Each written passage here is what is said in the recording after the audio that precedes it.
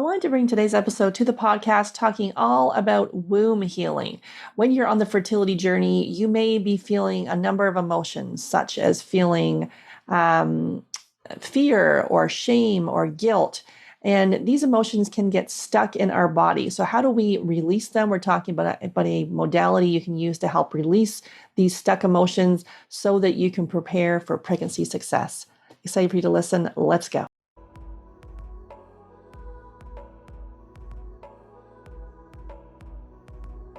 Hey, Carolina, excited to have you on the podcast. Thank you so much for having me here today. I'm so excited to be here. Awesome. Can you share with us how you came to do this work? So I am a Reiki master. I call myself a Reiki womb healer. And basically, I used Reiki to help me conceive my son. He's now 6. I was essentially my fertility journey was deeply impacted by my grief that I was going through after my dad died. I was a newlywed and everything was fine according to the doctors, but I didn't know at that point that emotions could deeply impact your physical health, let alone your journey to trying to conceive. It was out of the recommendation of my therapist, and it also was at the start of my spiritual awakening journey. I was like 2 years in at that point, and a local medium had suggested that I get Reiki all within the same week. And I was on medical leave because I was also healing concussion. I had fallen off my horse. It was like this big, like God was creating space in my life because I wasn't seeing all the signs of that I was supposed to do that myself. I got Reiki, and then the next month we were pregnant, and Ollie is now 6. So I went on to get certified in Reiki, and in 4 different lineages, all the way up to Reiki master. So I also teach. And I saw that Reiki was just much more than an energy healing modality. It was a way that you could start a relationship with healing yourself. Once I started healing, I realized how much healing that needed to be done and how much of it connected to the womb and how much it was all going back to the womb. I went on to practice out of a chiropractor's office, and I've seen over 500 women at this point. And a lot of the issues that women were suffering from were related to worthiness, pleasure, feeling connected to oneself, and a lot to do with emotions, how long they let themselves feel the emotions, emotional safety, emotional security, feeling safe enough to feel the emotions. And all of that is controlled by a particular chakra, which is the sacral plexus chakra. And so that's what that area of the body not only controls your reproductive system, but also your emotions and what emotions are stored and how you relate to your emotions. So I just saw these patterns and observations of seeing different women, but all struggling with all of those same issues, whether they're trying to conceive, whether they're pregnant, whether they're postpartum. A large part of my practice when I first began was with postpartum.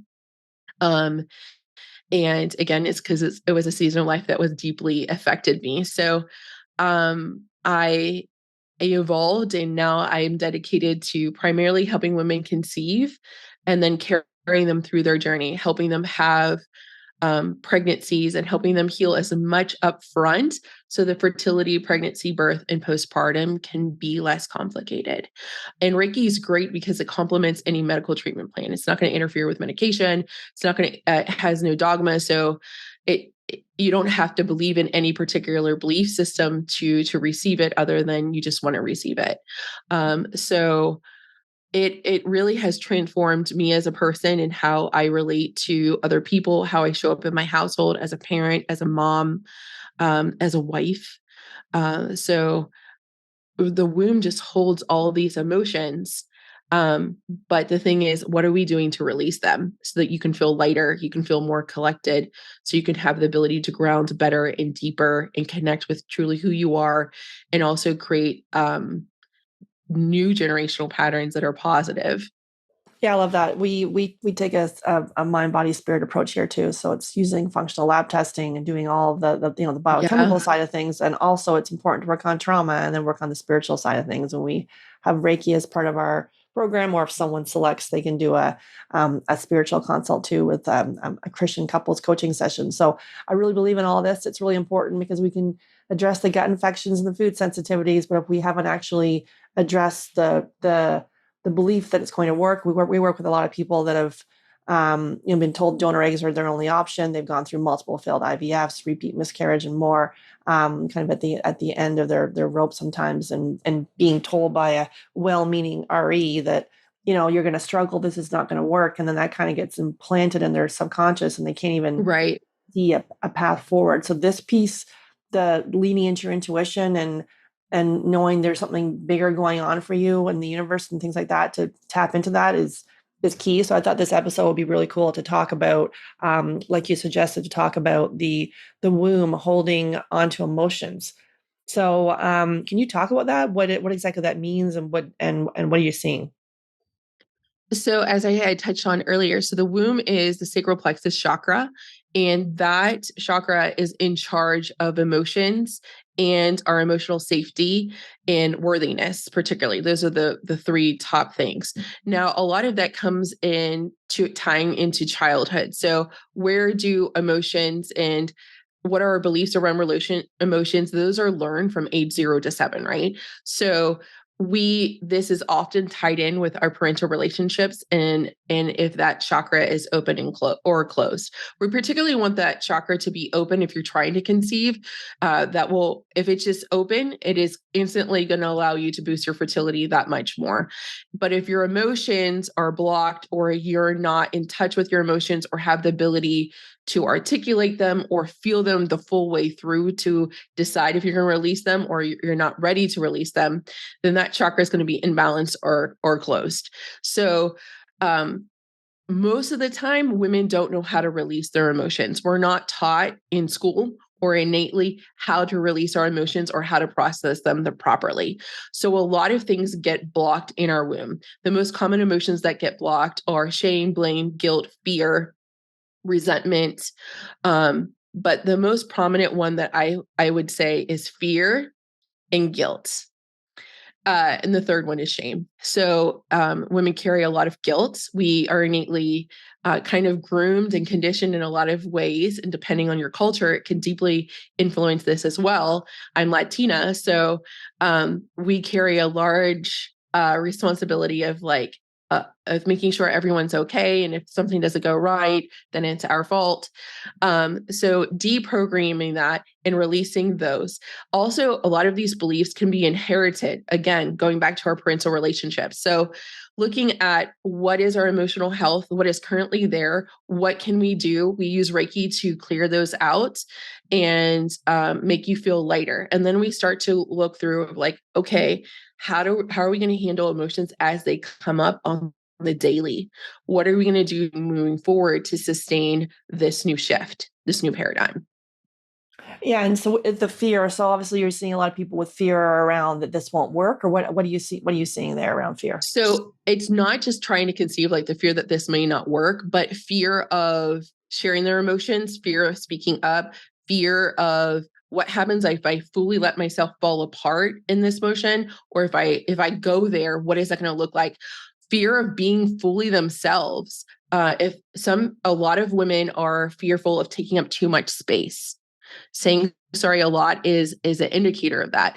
If they take up too much space, or if they ask for too much help, then that's going to affect their relationships, or if they shine too brightly, if they are too much. So that those feelings of there's a feeling of fear, but it expands more. And all of that, whether it may not be directly related to trying to conceive, it can impact that fertility journey with that What about particular chakra, what that about the energy guilt? center. Sorry to interrupt. Sorry, go ahead. No, that all of that can just influence that particular area of the body. And then as far as the guilt, so you're talking about kind of generational guilt, and also, so for me, the guilt didn't come up actually until I had my children. I was like, people were talking about guilt. I'm like, I had no guilt at all. And then the children came, and I was like, oh my God, I'm like, feel guilty about a whole whack of things. Obviously, I've worked through that. But for someone that's on the fertility journey, they're dealing with primary or secondary infertility. Where are you seeing the guilt in that piece, and not necessarily just as That you're their saying, body is just not for working. fertility? that their body's not working the way it's supposed to. They feel guilty that it's their fault. If they've had miscarriages or losses or failed fertility attempts, then there is a guilt that this is their fault, that it should be working. Why is it not working? There is a primal, there's this primal, thought that we're women, we're going to have babies and it's supposed to be easy. So, in this case is like guilty that process is not easier, that our body is not working faster in doing this. Why can't we just do it? In some couples, I work with a lot of same-sex couples.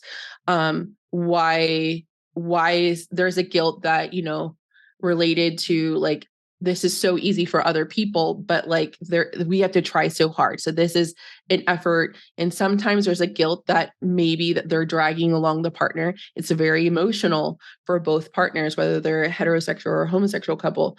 But it is sometimes, depending on how long the journey has been, there is this guilt that they're also dragging the other partner. They both want that end goal, but they get tired, they get exasperated, they get exhausted. So there's guilt for so many different things.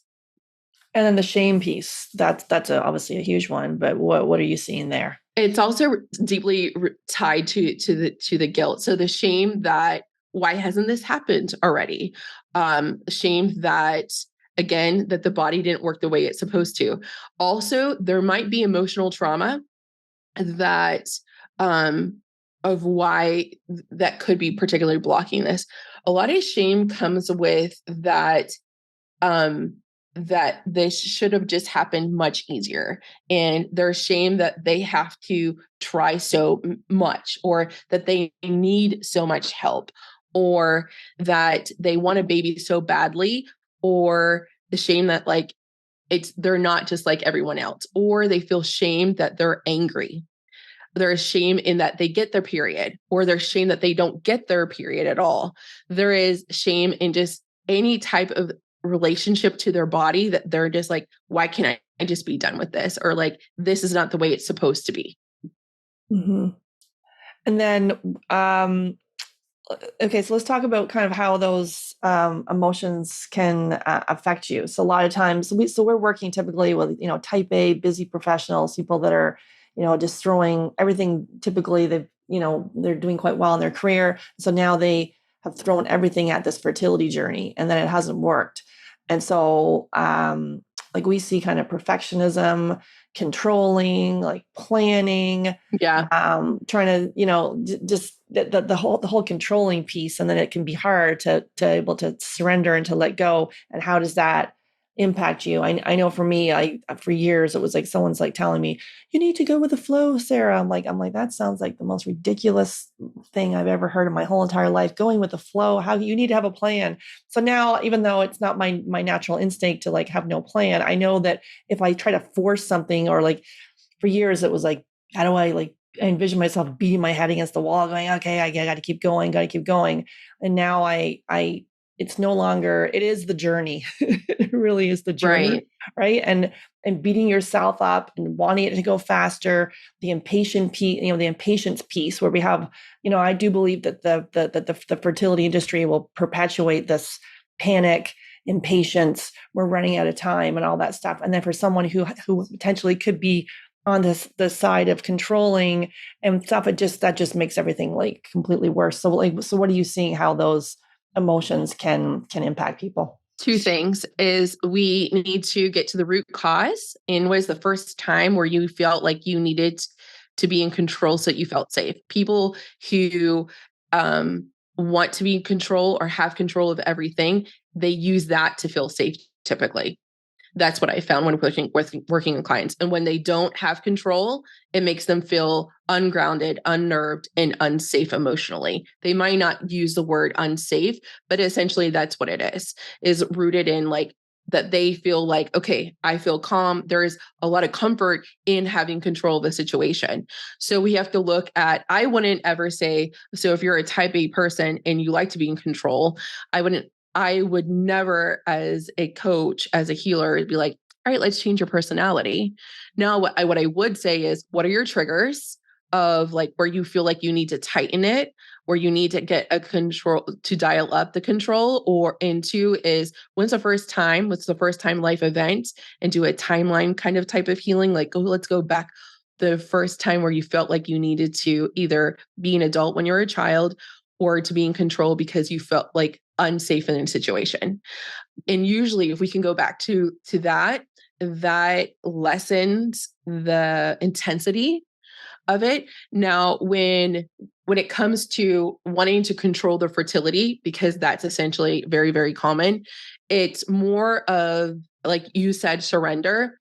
It's more of, I would have triggering conversations or provoking conversations, not triggering conversations with the client related to what does it look like if you don't have children?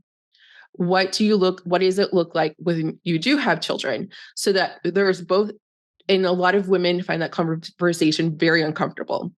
But I think if you look at both sides of the coin, it can provide a lot of peace, like letting yourself go there.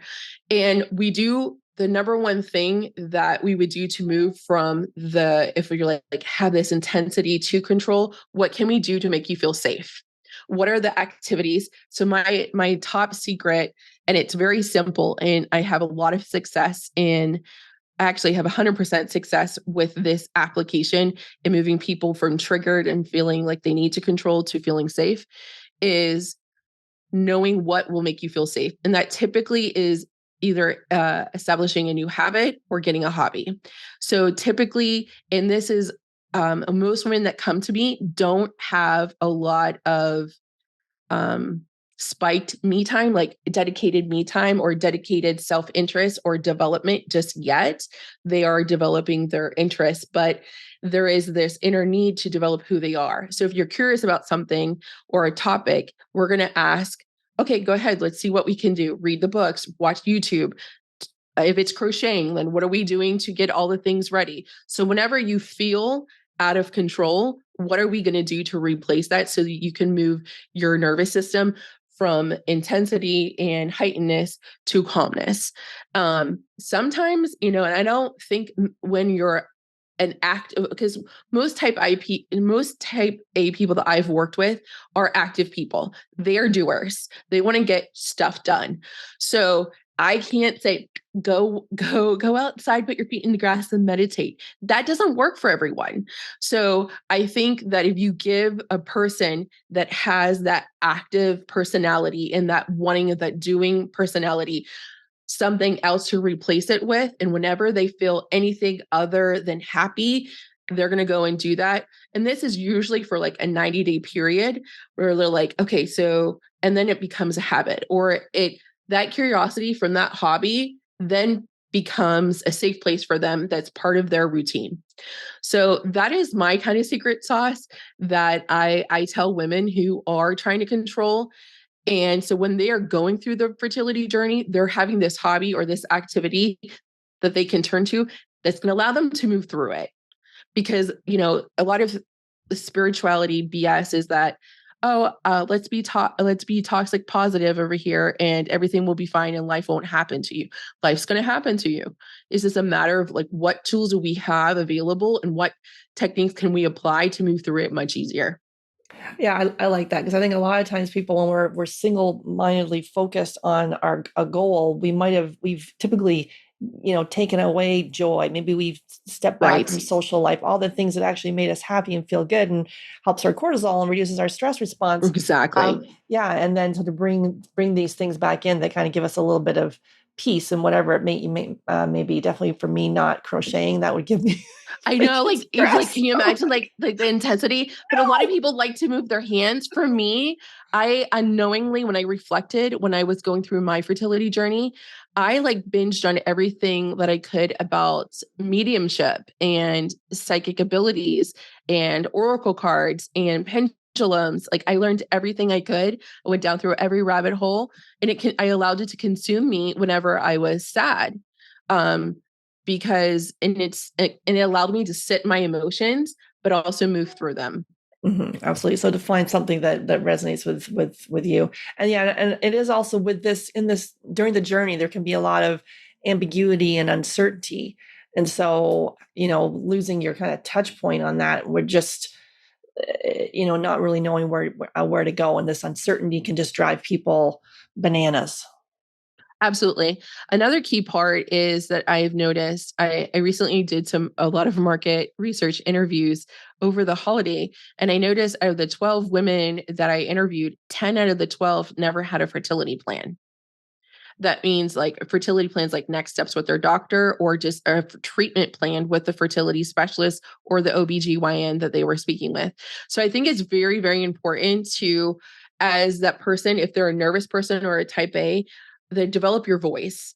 And if they're soft spoken or they're nervous, I always put it in this way. Well, you're going to have to speak up for your baby when they're here. So you're going to need to learn to advocate, because when you have this tiny person, if they're bullied, and when you're a mom and they're in kindergarten and first grade, what are you going to do? You're going to say nothing? No, no, no, no.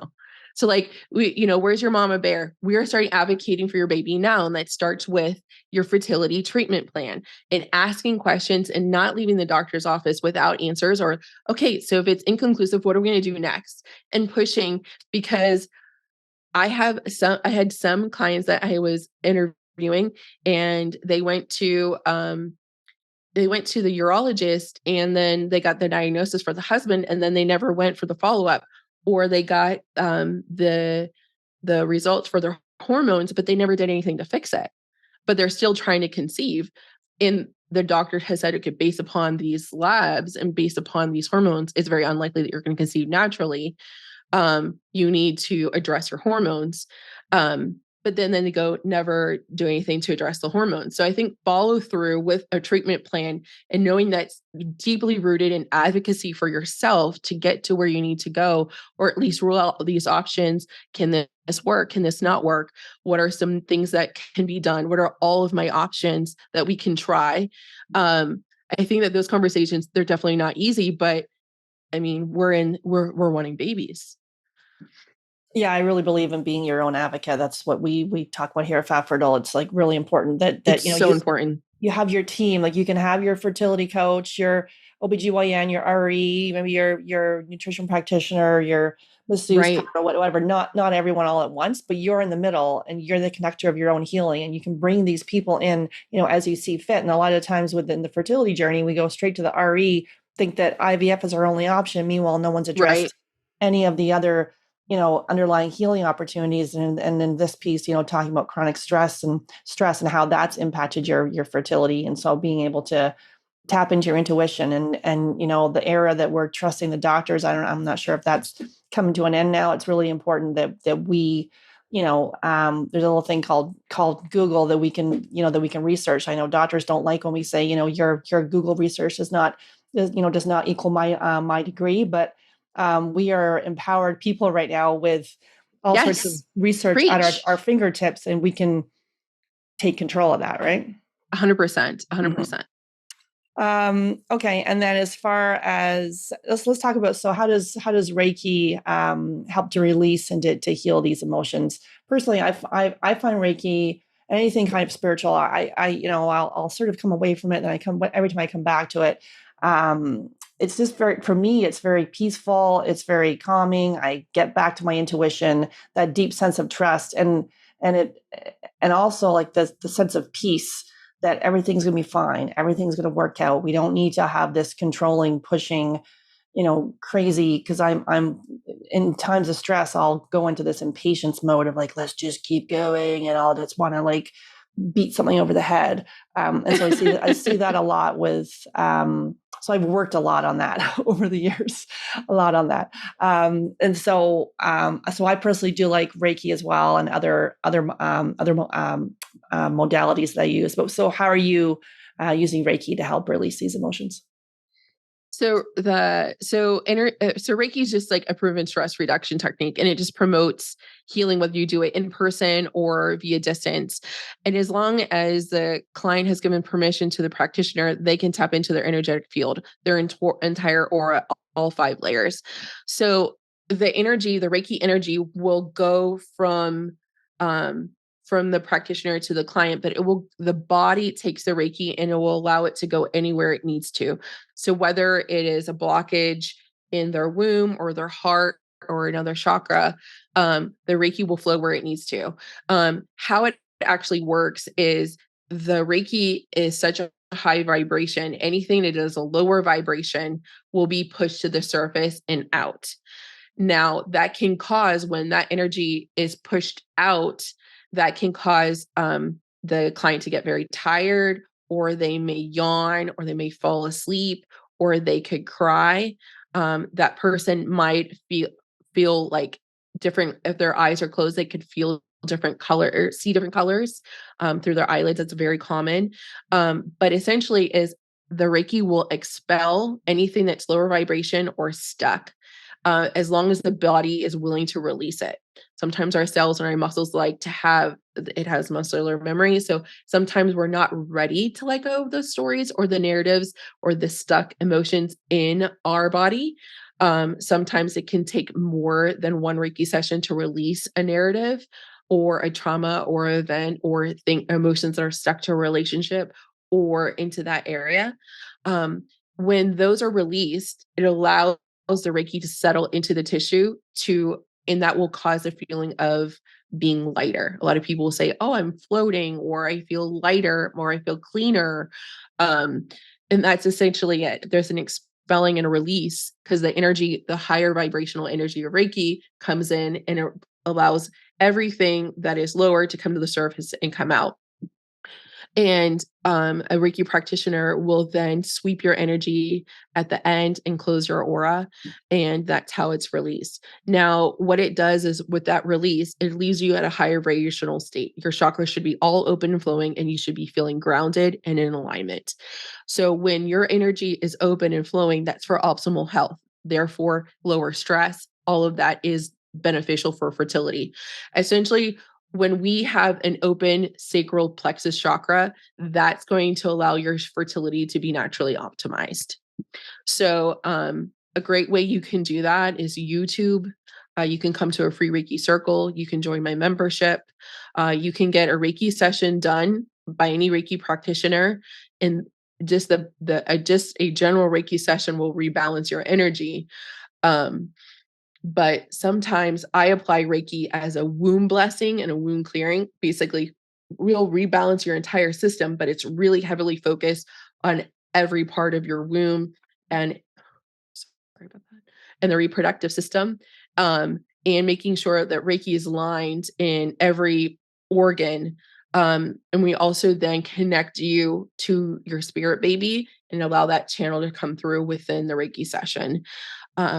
And allow that baby to communicate with you and start your communication with baby with maybe signs that they might be giving you through also a Reiki guided meditation while in giving distance Reiki. Yeah, I've done a number of episodes on Spirit Baby. Anything you wanted to share with us on that one? Yes. Talk to them as if they're a person. You are able to communicate. A lot of people think that they're not able to receive messages. Ask for them. Ask for them consistently, and ask for maybe multiple signs, and start to observe like patterns, how they're in, trust it. If you get a thought in your head, especially if you're doing laundry, taking a shower, mowing the grass, doing dishes, that kind of thing, pay attention to your thoughts. I get a lot of downloads when I'm pouring my coffee. I get a lot of downloads and connection to spirit, whether it's spirit babies or spirits, is through in the shower because your mind is more relaxed. You're doing like routine things. So pay attention. They'll surprise you. They want to communicate with you just as much as you want to communicate with them. Yeah, I love that. Looking for the signs, because sometimes like I've been asking for a sign. There's been a whole bunch of signs going on. Like we just miss them. Right. So for me, understand that spirituality is what your intentions are and what you define it as. So you can go on Instagram and get any infographic from any psychic or medium about angel numbers or Google it, right? But you can define what those numbers mean to you. I had a client, she had just randomly her sister, this is a random story, but I had a client, her sister had died in room, I think it was 422. And she died on April 22nd in room 422 in this hotel. So whenever she sees 422, she gets goosebumps And then she has to remember the thought that she had. That is from her sister. So like it doesn't have to be repetitive numbers for it to have meaning. For me, whenever I see 444, that means it's the right decision for me. And I learned that a few months before we bought this house. And when we bought into this house, the garbage can had 3 4s and the serial number in the middle of it. I was like, this is the house. We bought the house. So when I see 444, I know I'm like, okay, the decision that I'm making, and it's always around a decision I'm thinking about. Is this the right decision? Should I pause? Should I wait? It's either yes or wait for me. I don't say no. I'm just like, okay, it'll figure it. When I sit in the feminine and I wait, it'll figure it out. But definitely look at patterns. Birds are very popular. Feathers, colors of feathers, license plates, gas pumps. Just, if you even like if you're on TikTok or Instagram, look at the number of likes on a photo, things like that, the time that someone calls, it could be anything like that. We have a lot of turkeys in our neighborhood because we live in Nebraska. But like and look up, and if it resonates with you, then accept that as your truth. Your body will tell you. Trust your body more than you think you should. Like trust it. So I looked up turkeys. It means abundance. I was like, yes, that's my truth. So every time I see a turkey, I'm like, I'm abundant today. So I think there's something with turkey and fertility too. I thought there was something. yes, I know Gabrielle Bernstein gave her talk with Oprah like years ago, and she said she was on the journey, and then she saw like a turkeys in the distance or something, and there was some spiritual significance for that with turkey and the fertility. population's abundant. We counted 32 the other day. We've a lot of turkeys, and you can't hunt around here. So we're so in the city, but yeah, they're abundant as well. Yeah, for me, like this, the animals are. It's interesting. I'm like, I was in out west a while ago, and I remember like I was going for a walk on Vancouver Island. I look around, I'm like, oh my God, there's a freaking peacock. He was like just on my walk randomly. I'm like, what is going on? And then the peacock, and then a little while later, the peacock was like, they make quite a loud noise. They It was do. like all these different animals for me that all kind of show up, which then I'm always like, what's the meaning of the spiritual meaning of the animal? What does it mean? and Thank and you, then Google, for existing. I know it. And what about dreams? So for me, I have very I remember a lot of my dreams. I'm always kind of trying to figure out kind of what they're kind of telling me. What if someone is having dreams they remember? Sometimes people have dreams they, obviously they So I learned a long time ago that that's not my expertise. Like dream okay. interpretation is actually its own modality and own Oh yeah. skill. Mhm. However, spirits can show up in your baby. Your spirit babies can show up in your dreams.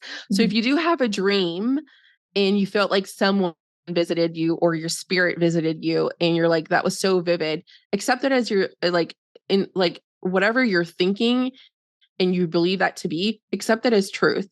Um, I'm not going to be like, if you tell me your dream and I'm like, well, my feelings are not going to matter as much as like, what do you really think? Like, I learned a long time ago on this journey, everything you need to know is within you. Your best advice is going to come from within you. We just need to quiet our minds in the best way that works for you enough to listen. Yeah, to And trust then yourself. yes, trusting yourself will change everything. I trust myself more than I trust other people now. And they don't get what I'm doing. They don't get what I'm about. They don't take risks like I do. They haven't, a lot of my family's unhealed and they don't relate to me. Why do you do that? You're so weird. I'm like, yeah, but this is what healthy looks like. This is not toxic. So yeah. So just trust yourself because your body is never going to lie to you. It's your internal compass. It's the best advice you're ever going to get. Yeah, like years and years ago, I used to always be like, "Oh, what do you think I should do?" And I'd ask like all my friends and family, give Oh me yeah. advice, blah blah blah blah blah. And then sometimes I'd follow some of their stuff, and I'd be like, "That is completely like what the heck did I do?" And I did it over and over again until I went, "Why am I asking people that are not going through what I'm going through Right? for advice and like go back like to listen to myself?" And you can get a little bit like it is interesting to see if that is a default for you. Ooh, what should I do? And I go out to everyone else instead of sitting quietly with yourself and seeing, are there signs, reflecting on things that come to you. And that's how you truly follow your intuition. I am such a nerd. Are you into human design? Yeah.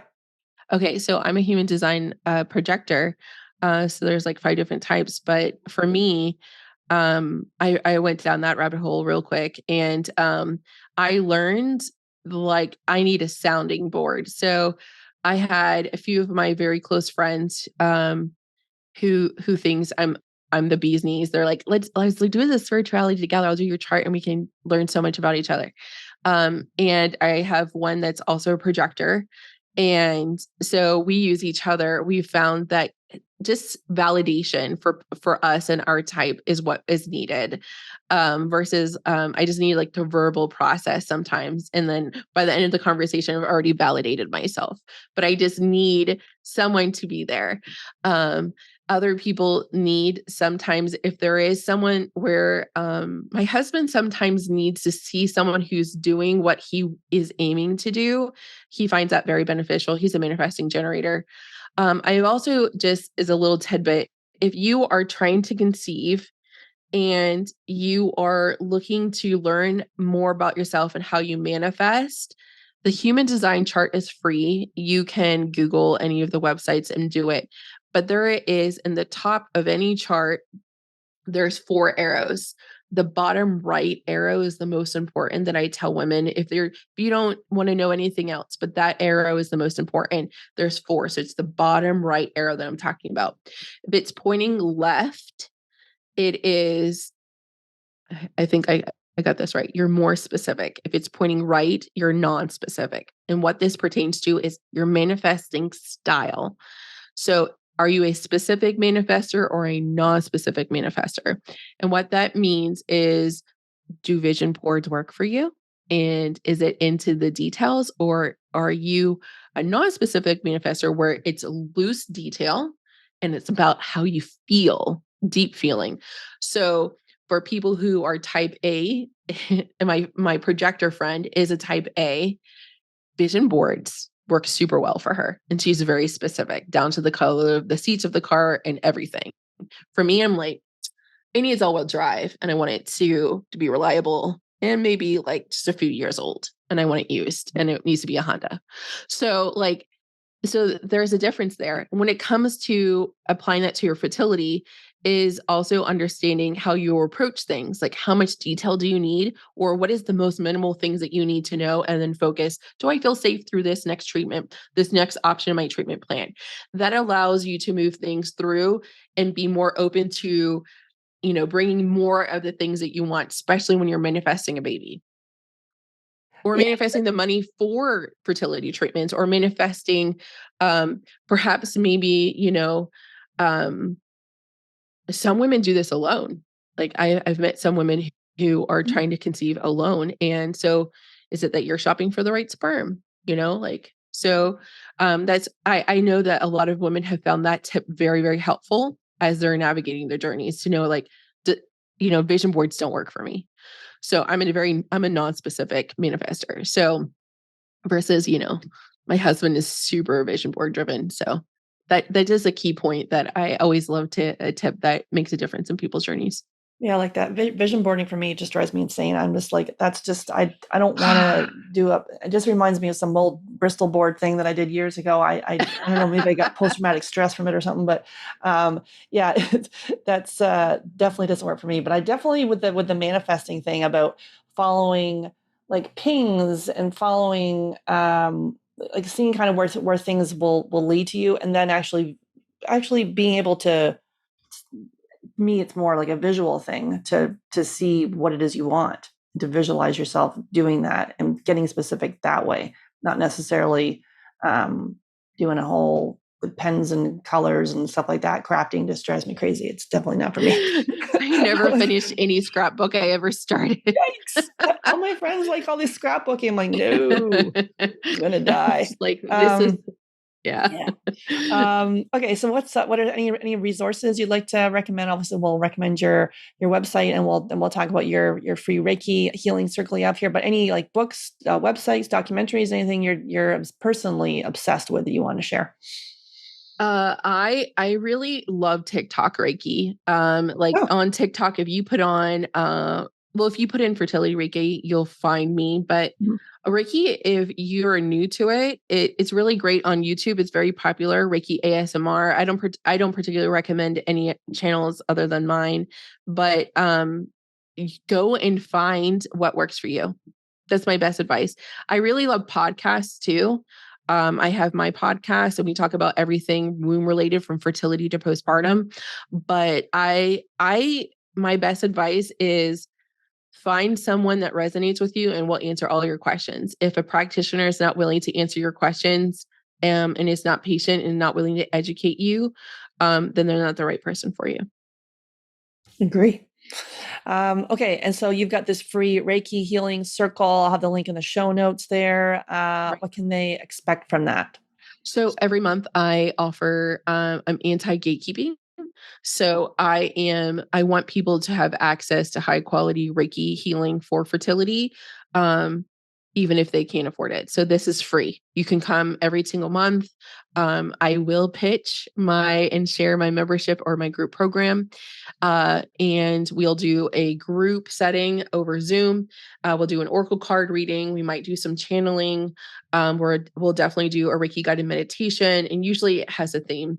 Typically, it's around the new moon of every month, but it's such a wonderful community. A lot of women come every month, and a lot of people have gotten pregnant from it. So far, we have 71 Reiki babies in totality. So yeah. Amazing, love it. Any final thoughts on our topic today? I am my best advice is when you're trying to conceive, the number one thing is to let it unfold. It's not necessarily like be patient or anything like that, is let it unfold. Let yourself unfold. You're going to encounter experiences, conversations, doctors, and topics that you may not have anticipated. So things might need to occur in ways you didn't expect it to, or that you thought it would go.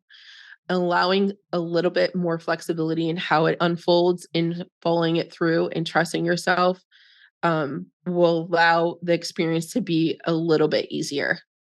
Um, so that's my best advice. Love it. Great. Well, thank you so much. You're welcome. I hope you have a great day.